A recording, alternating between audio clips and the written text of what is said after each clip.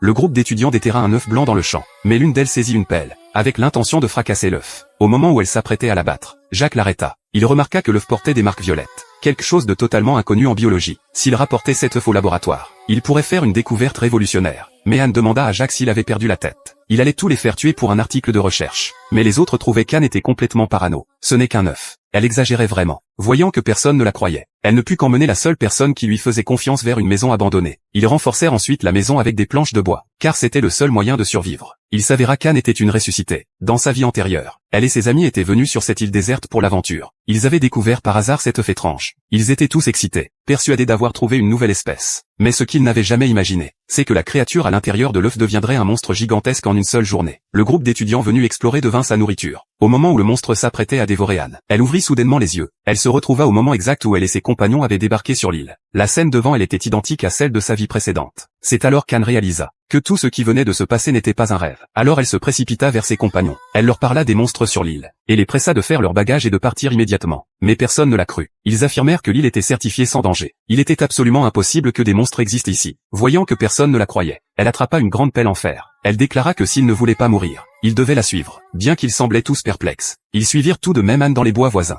La Anne déterra un œuf au motif violet. Elle insista sur le fait que le monstre avait éclos de cette